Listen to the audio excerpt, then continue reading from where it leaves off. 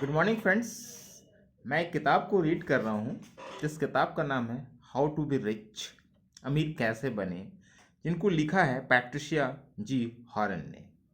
जिसका मैंने पार्ट 1 पढ़ लिया, पार्ट 2 पढ़ लिया और मैंने अपने यूट्यूब चैनल में अपलोड भी कर लिया है। आप पार्ट 1 को भी सुन ले, पार्ट 2 को सुन ले और आज पार्ट 3 का हिस्सा है, भाग 3।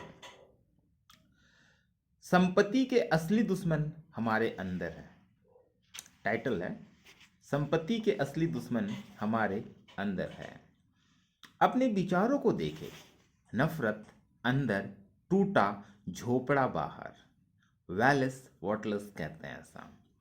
आप उसी से घायल होते हैं जो आपके अंदर होता है। जेम्स एलन ऐसा कहते हैं।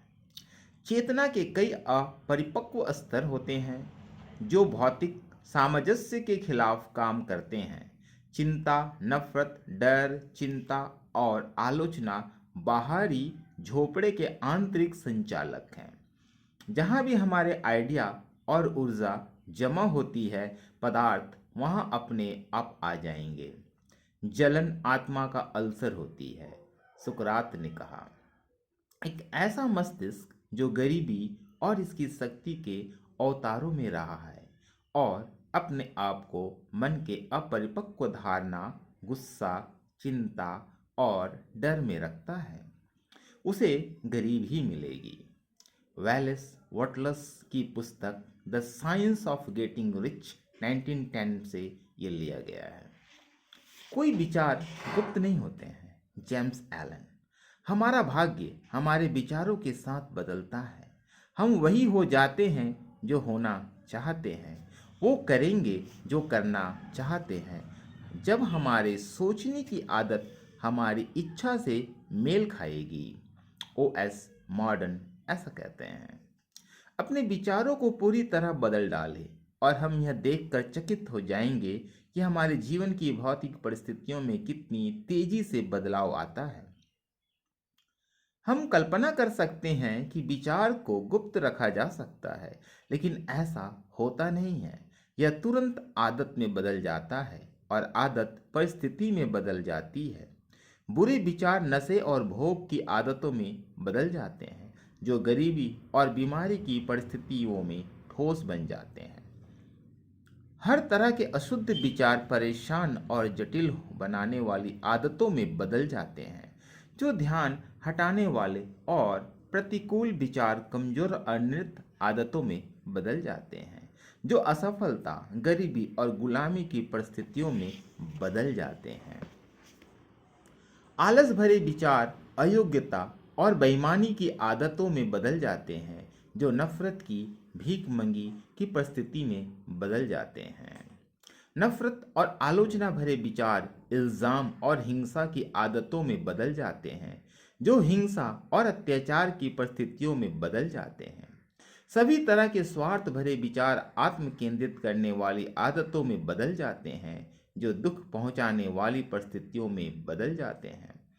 दूसरी तरफ सभी तरह के सुंदर विचार दया और करुणा की आदतों में बदल जाते हैं, जो सुंदर और मनमोहक परिस्थितियों में बदल जाते हैं।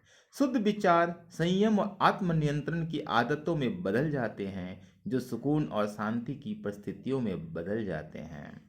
साहस, आत्मविश्वास और निर्णय के विचार मजबूत आदतों में बदल जाते हैं, जो सफलता, प्रचुरता और आज़ादी की परिस्थितियों में बदल जाते हैं। ऊर्जा भरे विचार सफाई और उद्यम की आदतों में बदल जाते हैं, जो आनंद की परिस्थितियों में बदल जाते हैं। सज्जन और क्षमाशील विचार सौम्यता की आदतों में बदल जाते हैं, जो रक्षात्मक परिस्थितियों में बदल जाते हैं। प्रेम भरे और निस्वार्थ विचार आत्मविस्मरण की आदतों में बदल जाते हैं, जो समृद्धि और संपत्ति की परिस्थितियों में बदल जाते हैं। विचार की श्रृंखला, अच्छी हो या बुरी, कभी भी चरित्र और परिस्थितियों पर परिणाम लाए बिना नहीं रह सकती है। हम अपनी परिस्थितियां नहीं चुन सकते, लेकिन अपने विचार चुन सकते हैं और परोक्ष रूप से हमारी परिस्थितियां बनते हैं। प्रकृति हमें अच्छे विचारों को बनाने में मदद करती है और ऐसा अवसर आते हैं जो सतह पर अच्छे और बुरे विचार लेकर आएंगे। इसलिए निगेटिव विचारों से बचे और सारी दुनिया हमारी तरफ नरम पड़ जाएगी और हमारी मदद करेगी। कमजोर और बीमार विचारों को दूर रखें और हमारी परेशानियां दूर करने हेतु अवसर प्रकट हो जाएंगे। अच्छे विचारों को प्रोत्साहित करें और कभी भी दुर्भाग्य हमें परेशानी और शर्मिंदगी की ओर नहीं ले जाएंगे। यह दुनिया हमारा बहुरूपदर्शी है और रंगों का बदलता संकलन है जो हर पल हमारे सामने प्रस्तुत होता है और हमारे घूमते विचारों के अनुसार सजता है। कभी भी दरिद्र विचारों से संपत्ति पैदा करने की कोशिश ना करें, वैलेस वॉटलस कहते हैं। आप तब तक संपत्ति की एक सही और स्पष्ट तस्वीर नहीं बना सकते अगर आप बार बार अपना ध्यान उल्टी तस्वीर की ओर ले जा रहे हैं, चाहे वो बाहरी हो या काल्पनिक। अपने पैसे के बारे में पुरानी समस्याओं की बातें न करें। अगर आपने उनको झेला है, उनके बारे में सोचे भी नहीं। अपने माता पिता की गरीबी और शुरुआती जिंदगी की परेशानियों के बारे में किसी को ना बताएं। ऐसा करते समय आप खुद को गरीबी के साथ जोड़ देते हैं और इससे आपकी सही दिशा में होने वाली प्रगति रुक जाती है। मृत को अपना सिर कब्र में डालने दो। गरीबी और गरीबी से जुड़ी सारी चीजें अपने पीछे छोड़ दो। अब आपने ब्रह्मांड के एक सिद्धांत को सही माना है और अपनी खुशियों को इसके सही होने पर आश्रित कर रहे हैं। इसके विपरीत सिद्धांत पर ध्यान देने से क्या फायदा। अब आपने ब्रह्मांड के एक सिद्धांत को सही माना है और अपनी खुशियों को इसके सही होने पर आश्रित कर रहे हैं। इसके विपरीत सिद्धांतों पर ध्यान देने से क्या फायदा। वैसी किताबें ना पढ़े जो बताती है कि दुनिया खत्म होने वाली है, और निराशावादी दार्शनिकों की बातें ना पढ़े जो बताते हैं कि यह शैतान के पास जाने वाली है। दुनिया शैतान के पास नहीं जा रही है या भगवान के पास जा रही है। सही है, वर्तमान परिस्थितियों में कई अच्छी चीजें हो सकते हैं जो स्वीकार करने लायक ना हो, लेकिन उनका अध्ययन करने से क्या लाभ जब वे गुजर रहे हैं, और उनका अध्ययन करने से वे ज्यादा समय तक टिकी रहेगी। उन चीजों पर ध्यान और समय देने से क्या लाभ जो प्रगतिवादी वृद्धि से हटाई जा रही है, जब आप उनको हटाने की गति के प्रगतिवाद का समर्थन देकर बढ़ा सकते हैं। दुनिया को अमीर होते हुए सोचे। भले ही कुछ देशों, स्थानों और हिस्सों में परिस्थितियां कितनी भी खौफनाक हो, आप उनके बारे में सोचकर अपना वक्त बर्बाद कर रहे होते हैं। आपका ध्यान सिर्फ दुनिया के अमीर होने पर रहना चाहिए। उस संपत्ति के बारे में सोचिए जो दुनिया में आ रही है, न कि जो गरीबी इससे निकल रही है। इस बात को मन में बैठा लीजिए कि आप दुनिया के अमीर होने में मदद सिर्फ अपने आप को रचनात्मक तरीके से अमीर होकर कर सकते हैं, प्रतियोगितात्मक तरीके से नहीं। अपना पूरा ध्यान संपत्ति पर लगाएं, गरीबी को अनदेखा करें। जब भी आप उनके बारे में बोलते हैं जो गरीब हैं, तो ऐसे बोले कि लगे कि वो अमीर हो रहे हैं, जैसे कि आप उन पर दया दिखाने के बजाय उन्हें बधाई दे रहे हैं। तब वे और अन्य लोग प्रेरणा पाएंगे और बाहर निकलने का रास्ता खोजेंगे। क्योंकि आप अपना पूरा समय और विचार संपत्ति को दे रहे हैं, इसका मतलब यह नहीं कि आप निर्दयी हो रहे हैं। अमीर होना आपके जीवन का सबसे अच्छा लक्ष्य हो सकता है, क्योंकि यह बाकी सारी चीजों को शामिल करता है। प्रतियोगितात्मक तल पर अमीर बनने का संघर्ष दूसरों पर शक्ति हासिल करने का ईश्वरहीन तरीका है। लेकिन जब आप रचनात्मक मन में आते हैं तो सब कुछ बदल जाता है। महानता और आपकी आत्मा, सेवा और प्रयत्न के विकास के मार्ग में यह सब संभव है जो हमारे अमीर होने के रास्ते में होता है, जो चीजों के इस्तेमाल से संभव होता है। अगर आप में शारीरिक सेहत की कमी है तो आप पाएंगे कि इसमें सुधार अमीर बनने से संभव है। जो लोग पैसे की चिंता से दूर हैं और बेफिक्र जीवन जीने के लायक हैं, वे ही अच्छे सेहत की आदतें अपना सकते हैं।